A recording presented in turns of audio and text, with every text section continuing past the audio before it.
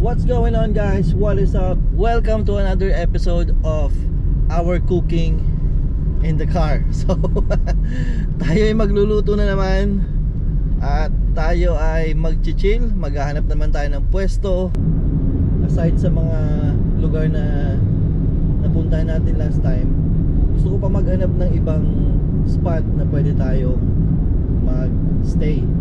Samahan nyo ako ngayong araw na to. At tayo ay magluluto at kakain, mag-enjoy tayo. Tara. Ngayon nandito tayo sa Pittsburgh, dito sa California.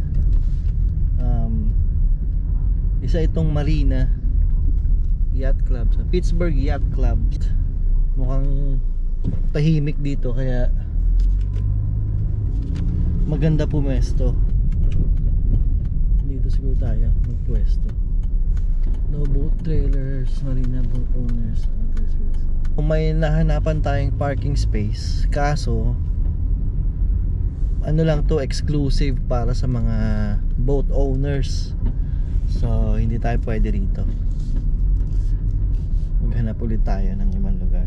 Finally nakahanap na tayo ng spot at nasa isa tayong parking lot na maraming sasakyan na nakapark, kaso magkakalayo at maraming mga shade, kaya ito yung pinili kong spot. Ngayon inoobserbahan ko lang muna kung bawal ba o may sisita sa atin dito sa parking lot na to. Hanggat walang sisita sa atin, hindi tayo aalis, di ba? So tara na, subukan natin. Medyo malamig yung hangin kaya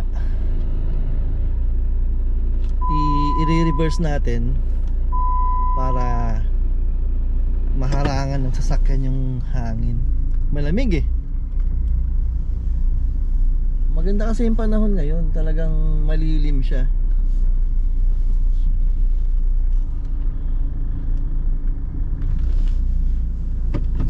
Yun nga alam, malamig pag ganito. Nasa ilalim ka ng puno.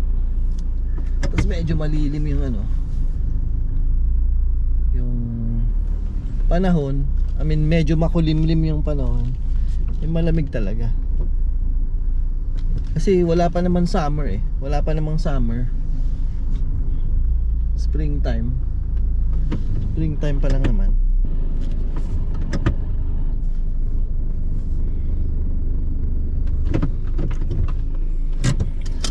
Yan. Tara natin. Parang madilim kailangan ko ng ilaw. Ayun ayun tayo nito. Okay, so ang lulutuin natin ngayon ay pang breakfast ko sana ito kaso inabot na tayo ng tanghali. Kaya yung lulutuin ko ngayon ay ampalaya na may itlog. At nagdala ako ng mga ingredients. Andito yung ating ampalaya. May tayo ditong sibuyas, ito galing sa bahay, kamatis, at yung ating ampalaya ito. So hihiwain ko pa yan. Nandito yung ating itlog. Saglit lang tayo kasi nga hanggang ngayon nasa ano pa rin tayo, nasa trial and error pa rin kung ano yung mga gamit na kailangan nating dalhin at yung mga hindi naman. Pero sa tingin ko na sort out na natin nung isang beses na nag-try tayo, di ba? Tsaka yung isa pang kailangan natin dito, kailangan natin ng lamesa na yung bang hihilain mo na lang, tapos dun tayo mag-prep, di ba? Tsaka yun, wala tayong mga bowl. So mayroon ako mga ganito plastic. As much as possible ayoko sana ng plastic, mas maganda yung reusable ba. Pero ito reusable naman siya, kaso ilang beses lang. Unahin ko muna ang palaya.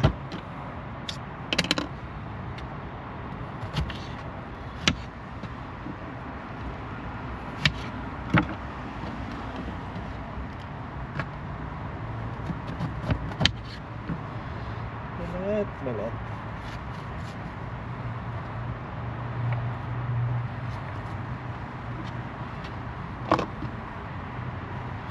Pero next time siguro, para mas mabilis, pag yung may lulutuin tayo, siguro okay na i-prep na sa bahay, di ba?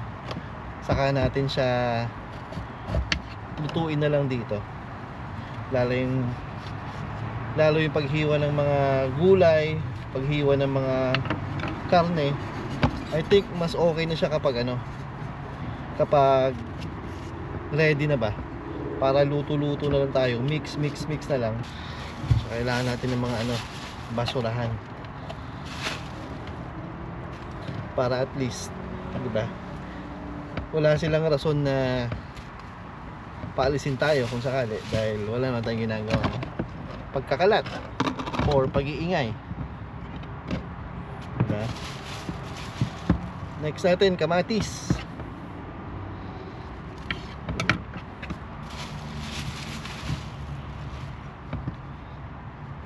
Meron akong mas malaki pang kutsilyo dyan, kaso nga hindi pa natin alam kung allowed tayo dito. Baka sabihin nila may dala tayong weapon ba, kasi wala akong nakikita dito na na gumagawa nitong ginagawa natin. Next ay sibuyas. Siguro lang ito, kasi kalahati na to ng buo, siguro mga 1/4 or 1/8 siguro. So masyadong madami.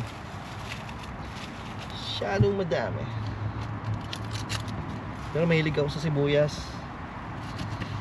Lagyan ko na tong 1/4. Mahilig ako sa sibuyas, mahilig ako sa bawang, yung mga ganun ba. Ayan.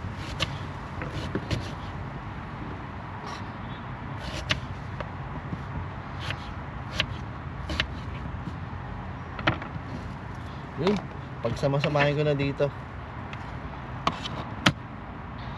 Diba? Tapos na-prep na natin yung gulay. Ngayon naman hindi pa pala, hiwain ko pa pala itong ampalaya ng maliliit.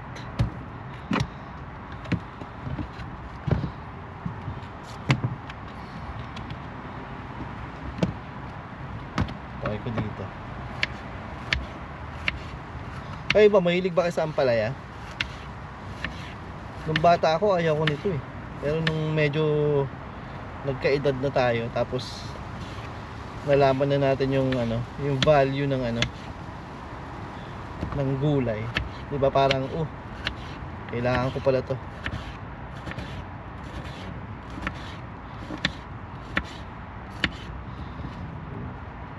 Tsaka para sa akin hindi ampalaya kapag hindi mapait.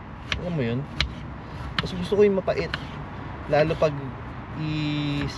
sasawag mo siya sa munggo, lalagay mo siya sa pinakbet. Gusto ko yung may pait ba. Meron tayo ditong ampalaya, tapos nandyan yung ating sibuyas at kamatis. Ngayon maglalabas natin yung itlog, saka yung ating mantika. Etong ampalaya kasi hindi ko nahugasan, kasi hinugasan ko na kanina sa bahay bago ko siya dinala. So natin yung lutuan ng ating butane. Tsaka yung pala, yung kanin. Hindi na ako magluluto ng kanin kasi nagsaing na ako kanina. Tapos dinala ko na lang. Pero alam niyo, buti nga nagagamit ko na itong mga gamit kong pang camping. Kasi madalas pag nagka-camping kami, dala namin yung mga gamit sa bahay. Kasi nga marami kami. Eh kung mag-isa lang ako, hindi ko naman kailangan yung malalaking lutuan. 'Di ba? Na. Pwede na tayo magluto.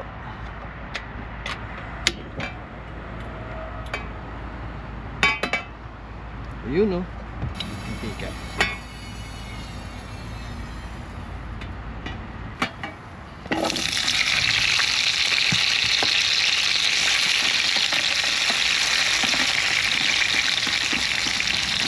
Asin, siyempre, hindi mawawala ang asin. Siyempre, hindi mawawala ang paminta. Ayan, black pepper. Ang bango. Kapag yung kamatis mo nag-wilt na ng ganyan, pwede mo na ilagay yung ampalaya.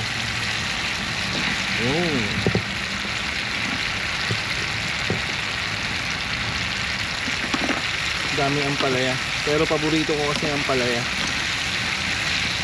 Tsaka kung may ano kayo, magic sarap, pwede nyo lagyan to. Hindi na kasi ako nagdala eh. Ayan.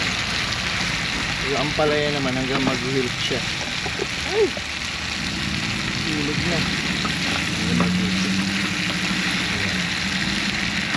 Halo-halo lang na yan. So habang niluluto natin yung ampalaya, dito sa ating lalagyan, patay yung dalawang itlog. Isa, yung dalawa.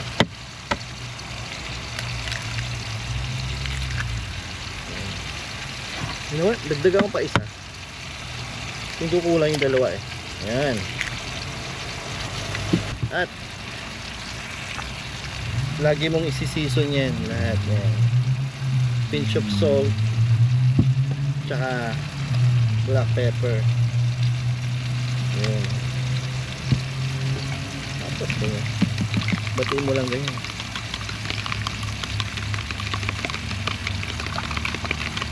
Ayoko kasi masyadong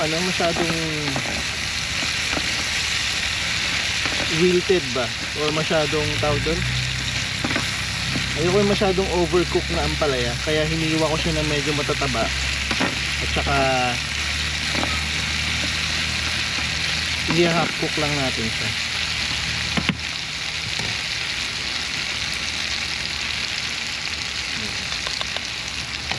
Saka natin ilagay yung itlog.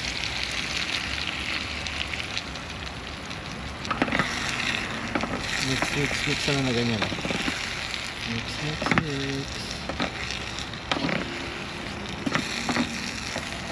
Diba? Napakasarap.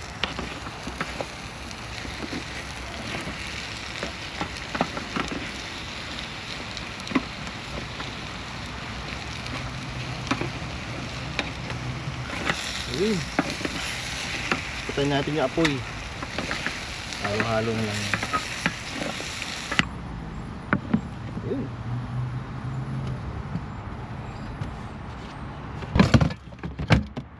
So magliligpit muna ako bago kumain para mamaya okay na. Malamig naman na yung gas natin, burner, propane burner.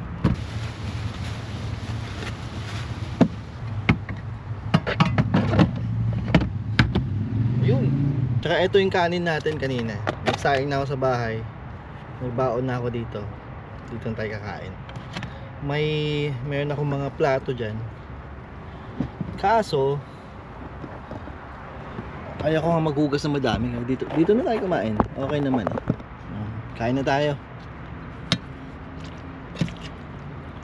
So, ito. Ampalaya, sibuyas, itlog. Mabilis na to, pananghalian.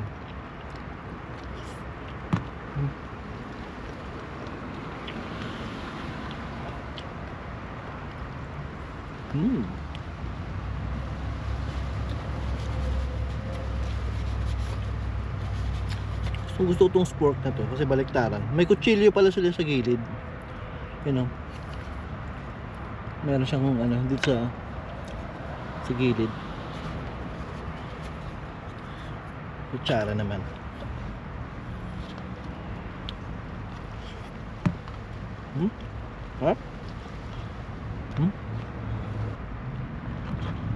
Sana kumakain din kayo dyan. Sabayan nyo ako. Sarap nito. Sarap.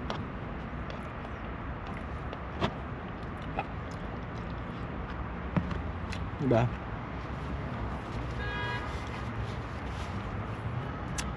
Tubig. Binalik ko yung tubig sa loob. May pala ako. Gawin sa harap. Ito, lagay natin dito.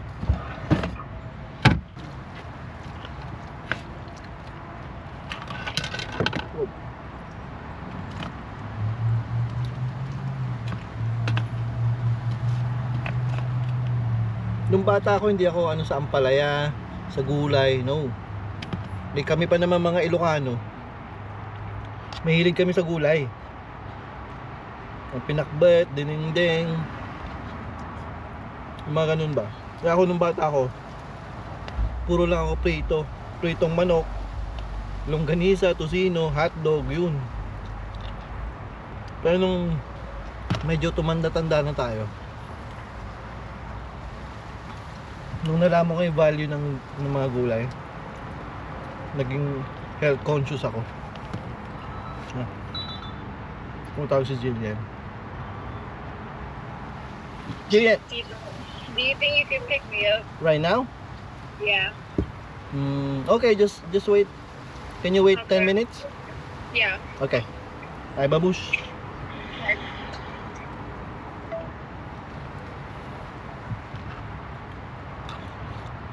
Susundo pala ako. Busin ko lang to. Tapos lalarga na ako. Okay guys, so ubusin ko lang itong kinakain ko. Susunduin ko pa yung anak ko sa school. Malapit lang naman 5 minutes away. Kakalabas lang naman niya. So ubusin ko lang to. Sunduin ko yung anak ko. And salamat sa panonood. I'll see you on the next one.